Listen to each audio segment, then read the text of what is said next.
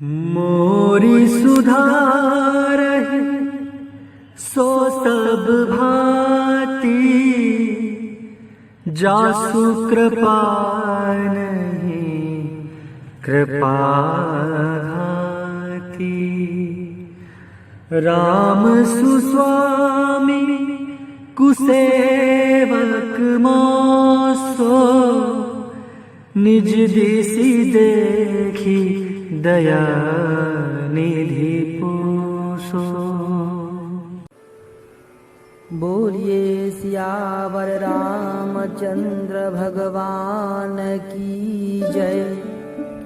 पवन सुत वीर हनुमान जी महाराज की जय।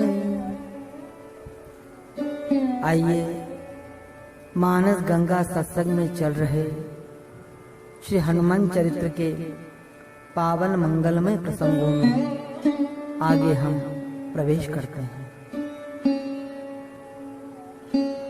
श्री हनुमान जी महाराज श्री राम जी का संदेश माँ जानकी जी को सुना रहे हैं। प्रभु ने कहा कि सीता जी की जैसी दशा हो गई है, और वही दशा प्रभु श्री राम अपनी कह रहे हैं। श्री सीता जी ने त्रिजटा से कहा था कि नूतन किसल अनल समाना, अब वही अपनी दशा प्रभु अपने संदेश में कह रहे हैं। नव तरु किसल मनहु कृसानु, काल निशा सम निशि शशि भानु। श्री सीता जी और श्री राम जी के शयन के लिए लक्ष्मण जी जब नवीन किसले कोमल कोमल नन्हे नन्हे पत्तों की शैया बनाया करते हैं, अब दोनों को वही कोमल साथी उन्हें अग्नि के समान प्रतीत हो रही है।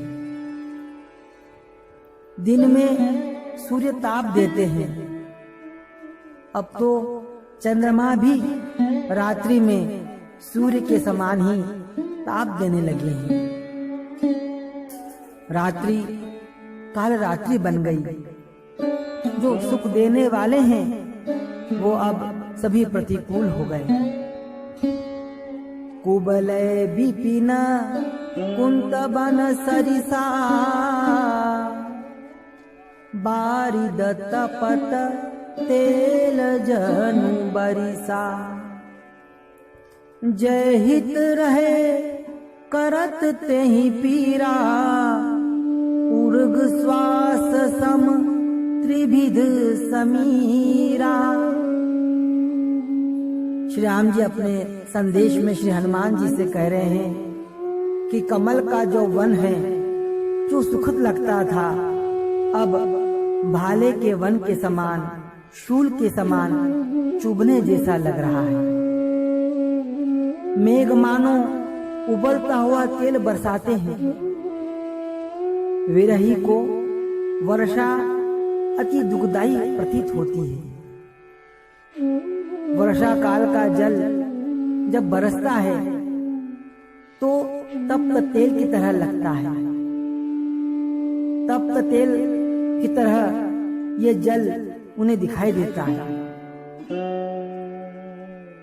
गर्म जल भी शीत ऋतु में सुखदायक होता है, परंतु तपस्वियों के लिए तो तेल तो सर्वथा त्याज्य है। जो हित करने वाले थे वे ही अब पीड़ा दे रहे हैं। जे हित रहे करत तेहि पीरा, जो हितकारी थे वे ही अब पीड़ा दे रहे हैं। उर्ग श्वास सम त्रिविध समीरा। वायु के 3 गुण होते हैं, शीतल, मंद और सुगंधित। जब तीनों प्रकार की शीतल मंद सुगंधित वायु बहती है तो सुखद लगती है। परंतु श्री राम जी अपने संदेश में कह रहे हैं कि अब वही वायु सर्प की श्वासों के समान विषैली लगती है। जो वायु का गुण था शीतलता, अब वो गर्मी पहुंचाने वाला हो गया। जो मंद वायु थी अब भीषण हो गई, और जो सुगंधित थी अब वही विषैली हो गई। जो त्रिविध वायु शीतलता देने वाली, रोग हरने वाली और सुखद थी, हे सीते तुम्हारे वियोग होने से उष्ण होने वाली रोग वर्धक हो गई और दुखद है।